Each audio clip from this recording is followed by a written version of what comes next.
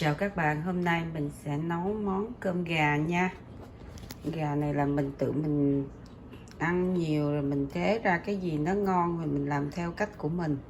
Thì mình bỏ vô trong này là một cái cây sả, mình cắt làm 3 ha, mình nhét vô bụng con gà này nè ha. Sau đó mình bắt nồi nước lên và mình bắt đầu luộc con gà này trong nước ha. Cái gà này là gà chân chạy nha mấy bạn. Mình mua rồi cái mình về mình lấy, mình cắt bỏ cái pho câu với cái đầu nó đi ha. Rồi cái mình giờ là mình bắt đầu mình luộc gà trong cái nước này, thì mình bỏ xả trong cái con gà rồi thì để vào đây một miếng gừng ha, và một muỗng muối, và mình đóng nắp lại, mình nấu nó trong khoảng 30 phút. Mình đóng nắp lại như vậy nè, mình để nó trong 30 phút.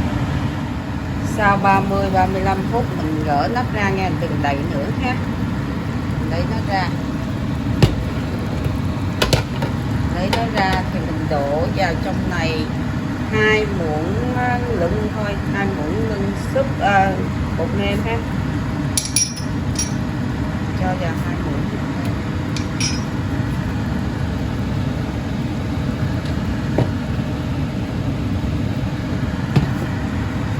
Và bạn cho vào 1 muỗng cà phê tiêu, tùy theo bạn thích nó nhiều hay ít, để mình lấy cái nước này sau này mình nấu cơm á ha.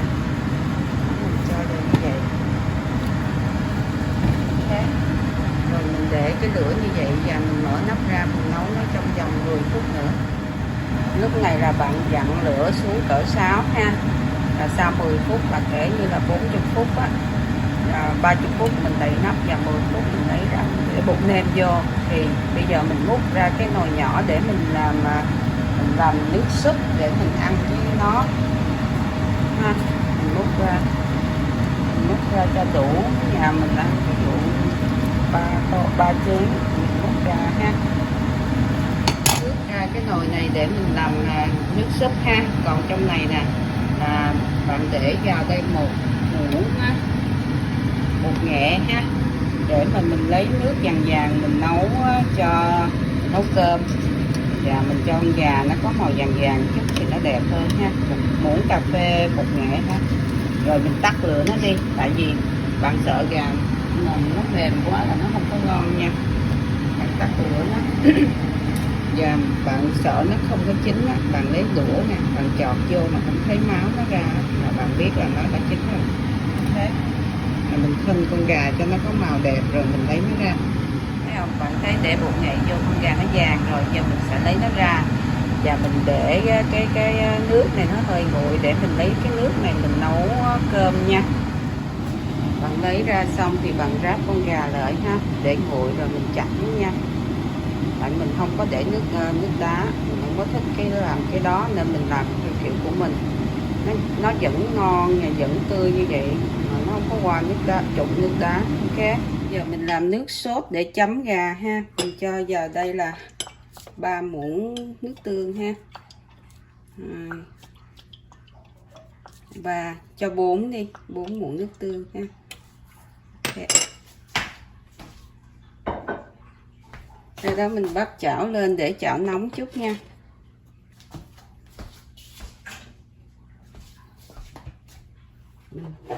Rồi mình cho vào đây một chút xíu dầu ô liu, chút thôi.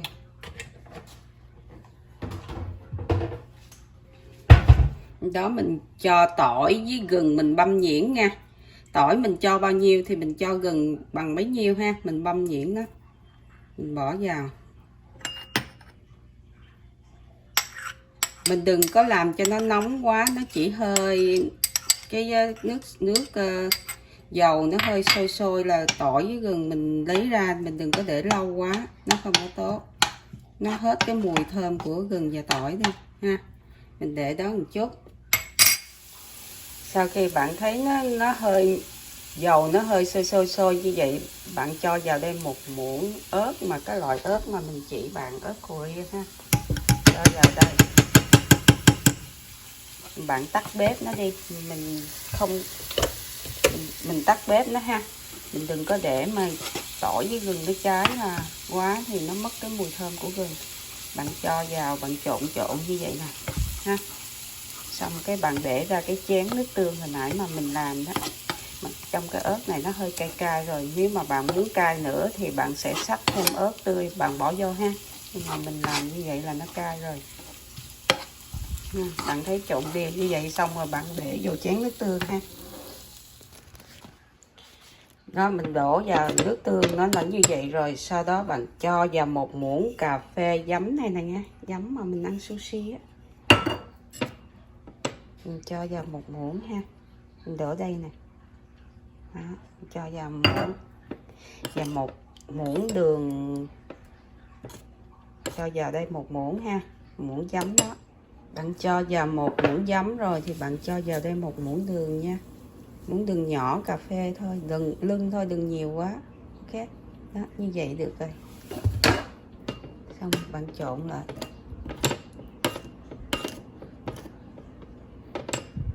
Như vậy là ta đã có cái chén nước sốt rồi đó, rất ngon. Chén này chấm với nước gà, với thịt gà là ngon lắm, ăn với cơm ha.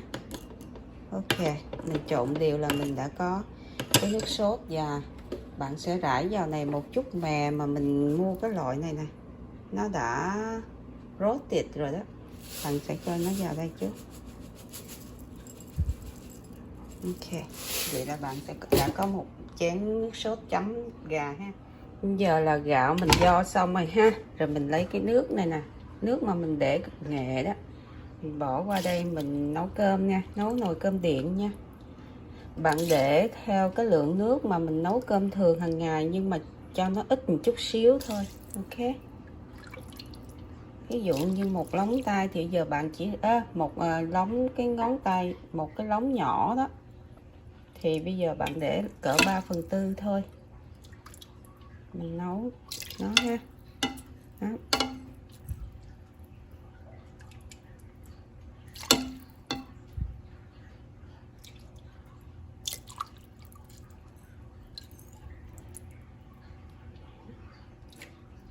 Đó, bạn sẽ nấu cơm với nước nó bao nhiêu đây thôi, thì cơm nó sẽ hơi khô hơn, nó ngon hơn. Ok,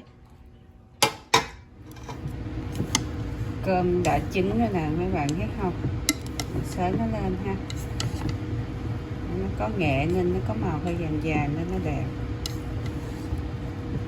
Ok, cái nồi nước súp mà mình lấy ra trước khi mà mình bỏ bột nghệ vô á, thì bây giờ nước mình để nước nó sôi thì mình để vô cỡ 5-6 viên đường vàng ha, với một nửa muỗng bột nêm ha.